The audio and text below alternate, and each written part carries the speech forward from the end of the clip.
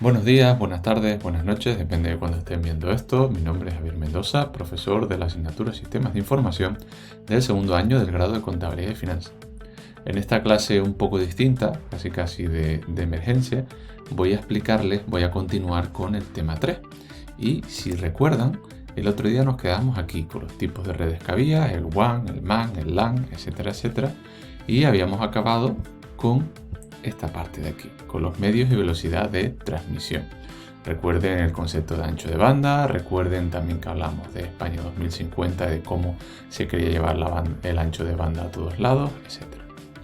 Y ahora vamos a hablar de Internet, digamos que es el centro de los sistemas de información, cómo se transmiten toda esta información que se componen en los sistemas. En primer lugar, Internet es mucho más antiguo de lo que uno pudiera imaginar. Sus orígenes son militares. Es una mezcla entre actividades militares y actividades civiles. Esto, por ejemplo, es cómo se ve Internet en 2006, ¿no? No es una foto de una galaxia, sino Internet.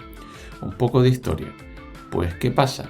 Ese ARPANET que se crea en el 81 ya era demasiado grande, con lo cual intenta el CERN, que es el Centro de Investigación en Suiza, intenta poner orden. Y adopta ese protocolo que tienen ahí, se fusiona en el CERN y en el ARPANET en los 90, ya en el 95, fíjense, hace casi 30 años surgen eBay y Amazon, en el 98 Google, y en el 2001 estalla la burbuja de lo que se llamó las .com, es decir, las empresas primarias de Internet. Hubo una explosión muy grande y eso en 2001 hace un crack, ¿no? Hay un capítulo de Los Simpsons bastante interesante sobre eso. De una manera un poquito más clara, fíjense en esta figura del centro, como ARPANET a finales de los 70, cuando el hombre llega a la luna más o menos, a finales de los 60, perdón, se veía así.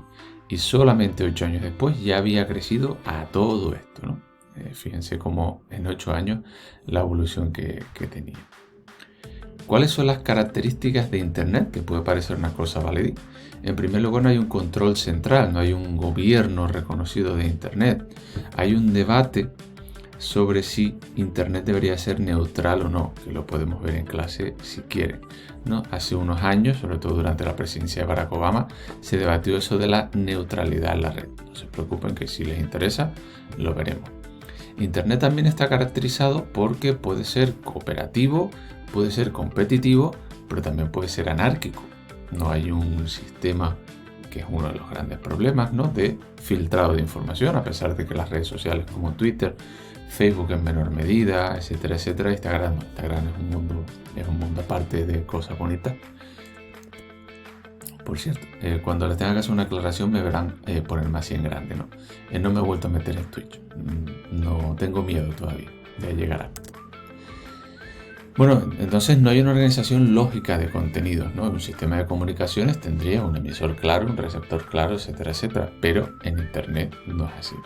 Además existe una libertad, y lo he puesto entre comillas, de conexión, porque obviamente hay países donde no existe esa libertad, donde se supone que cualquier sistema que pueda adaptarse al protocolo, que pueda conectarse a Internet, pues tiene libertad para hacerlo y además interactuar con el resto de cuestiones, ¿no? Esto tiene un matiz, obviamente, y está también la cuestión de cómo se paga todo esto, ¿no? En primer lugar, por parte de los usuarios, pues cada uno de nosotros pagamos cuotas de conexión. Por parte de las empresas, pues tenían las cuotas de patrocinio, las cuotas de publicidad, etcétera, etcétera. Aquí les he traído un par de artículos que podemos luego ver en clase sobre cuánto cuesta un tweet patrocinado o incluso cuánto cobran los deportistas profesionales. Si seguimos con la evolución, hemos pasado de la web 1.0 a la 4.0 o incluso más allá, lo comentaré después. Al principio la web 1.0 era un diseño, pues, como se puede hacer hoy en día con el Paint o con cualquier programa básico, aunque no sea de Internet, ¿no? Había poco conocimiento por parte de los usuarios, era el inicio, y de esas páginas, ¿no?, HTML estáticas, poca actualización, eran más visuales, ¿no?, más para ver cosas bonitas que para ser funcionales. El contenido se guardaba en la propia web, no se separaba en una base de datos como hace ahora, había incluso un libro de visitas. Y la idea era, pues, para que esto se expandiera, pues, como los mensajes de los electrodomésticos, ¿no? Pues hasta un niño podría hacer una web. Fíjense, esta página de Space Jam, la original, no la segunda con LeBron, sino la buena, buena, entre comillas, con Michael Jordan, todavía sigue aquí. Fíjense, es del 96, es de las primeras páginas web que tenían, ¿no? Entonces, bueno, pues como ven aquí es bastante funcional, con un tipo de letra, pero bueno, ellos han decidido mantenerla a pesar de que han pasado ya pues 30 y 25 años, ¿no? La web 2.0 tiene ya una mayor complejidad, empieza en 2006 sobre todo, y son webs pues que son más colaborativas, son más dinámicas, son más complejas también. Ya empiezan a haber especialistas para crear las páginas web, es una cosa menos voluntaria y se profesionaliza más. Y para crear una buena web, no hacen falta demasiado conocimiento, para crear una buena web sí, ¿no? En segunda, para tener en cuenta, no es un segundo internet. Eso suele ser una jerga informática que ha sido criticada. Y las webs más populares que conocen ustedes probablemente son webs 2.0. Nos vamos un poquito más allá, ¿no? A la web 3.0, ¿no? Y hay que preguntarse si ya estamos hablando del futuro. Y aquí empieza a jugar un papel la inteligencia artificial. ¿Qué características tiene? Son más minimalistas, son más enfocados a que el usuario sepa usarlas más que el contenido en sí. Están presentes en la vida diaria. El Internet de las cosas, no sé si conocen lo que es, ¿no? Para los que sean más modernos, de Internet of Things. La domótica, que les hablaba el otro día en clase, que básicamente pues que la casa está controlada, ¿no? A través de Internet, pues eso, la nevera, la rumba, etcétera, etcétera. Para los que tengan rumba, pues eso es la domótica, ¿no? El Internet de las cosas también. Aquí juega un papel fundamental lo que se ha llamado el algoritmo, ¿no? Una de las cosas que se discutió mucho, no sé si conocen toda la polémica con Globo, etcétera, etcétera, es que la Unión Europea está exigiendo que se libere ese algoritmo para ver cómo se hacen los pedidos, cómo se asignan, etcétera.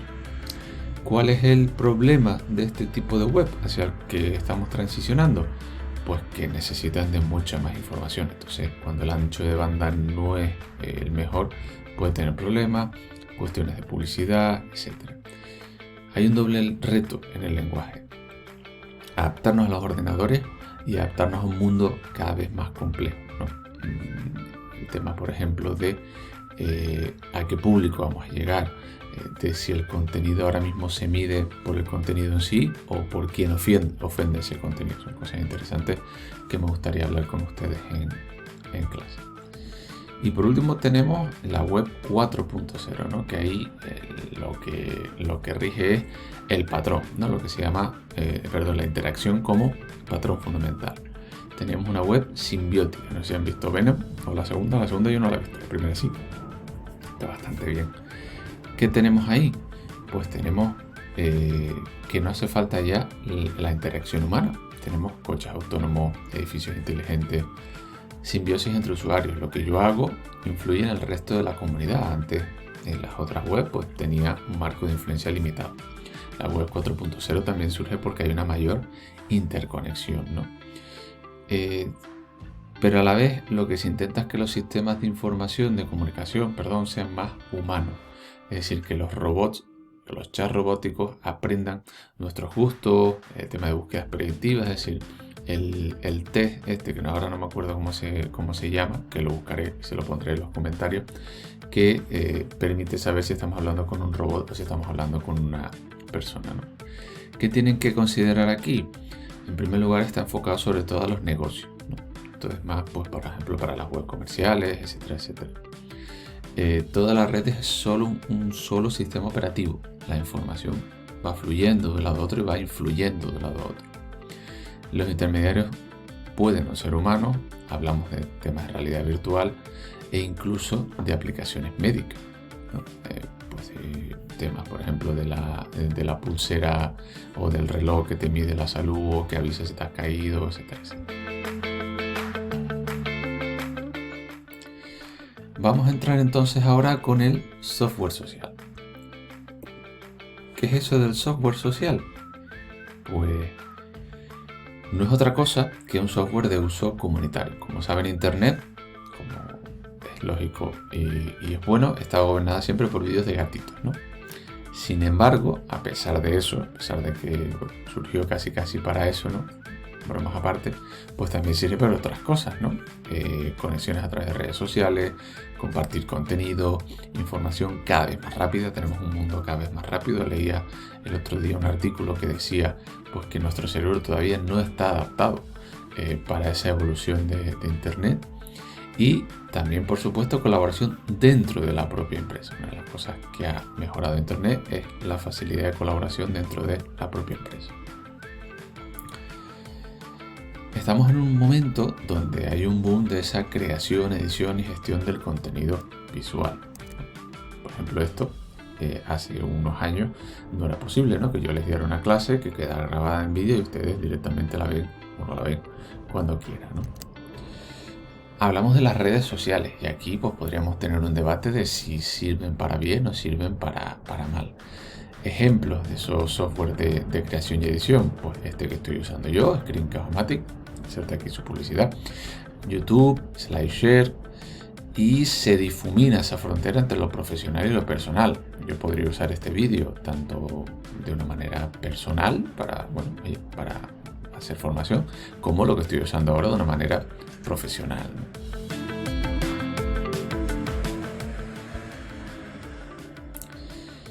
Hablamos también dentro de la propia empresa de esas software para llamadas, para mensajerías, para videoconferencias, ¿no? Que hay muchísimo, y se habla de oficina colaborativa.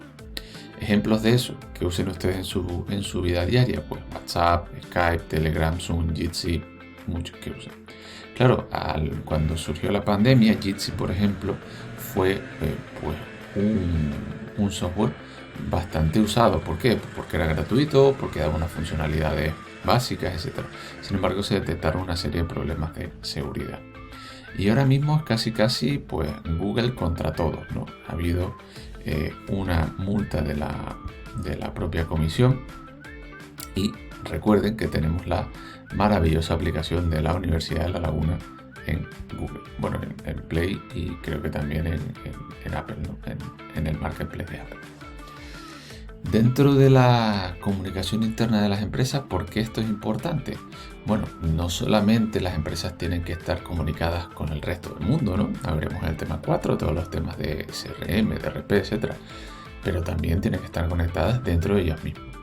Y así surge ese concepto que se llama de la intranet. Una intranet, por ejemplo, en la Universidad de La Laguna, de vez en cuando le doy porque no me acuerdo que lo he puesto y me salen cosas, no les hagan caso. Dentro de esa intranet pues tenemos una serie de herramientas, como pueden ser las wikis, ¿no? De hecho, en el aula virtual tiene incluso una wiki de nuevas tecnologías, los gestores de marcadores sociales, los discos de almacenamiento en línea como podría ser Google Drive, la publicación de documentos, la gestión de fotos y vídeos, la gestión de notas, los mapas colaborativos, que por ejemplo, si están interesados en esos mapas colaborativos, pues podemos ver distintas aplicaciones para hacerla. Y antes de pasar aquí, quería también ver con ustedes esta aplicación. Les aconsejo que se registren para la próxima clase, porque haremos una pequeña práctica con ella. Esto se llama Miro, es gratuita. Bueno, tiene freemium, ¿no? Si se acuerdan que es eso de freemium. Voy a poner en grande. Freemium es, bueno, tenía una parte gratuita, y luego, pues si queréis algo más, eso tan manido de compras dentro de la app, ¿no? Bueno, pues con esta aplicación haremos una pequeña práctica. Y vamos a acabar aquí con las herramientas de planificación y gestión de los proyectos, que han ganado un mayor peso con la pandemia, por supuesto. Y aquí hablamos de mapas mentales, de reuniones en línea o clases en línea de las que estarán un poco hartos, elaboración colaborativa de documentos como el que estarán haciendo, ¿verdad? Para la memoria que tienen que entregar, para el trabajo que tienen que entregar, sitios para la gestión de proyectos, tareas y calendarios, etc. Un ejemplo de lo primero, voy a poner por aquí para poder abrir, sería Trello, ¿no? De gestión de proyectos.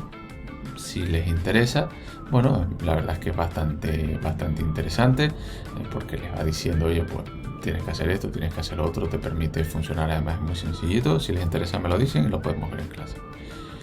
Y un segundo ejemplo, pues son estas aplicaciones para hacer mapas mentales. Yo he usado Mind Manager, Xmind es el que suelo usar yo más, ¿no? Eso les puede venir también bien a la hora de hacer su TPS. Y hasta aquí ha llegado esta parte del tema 3. En la próxima clase del miércoles acabaremos el tema 3 y haremos un Kahoot, ¿vale? O un Mind, un Mentimeter, ya veré lo que me dé por ahí. Pues nada más, aprovecho y me despido. Espero que haya sido de utilidad y nos vemos por ahí. Hasta luego.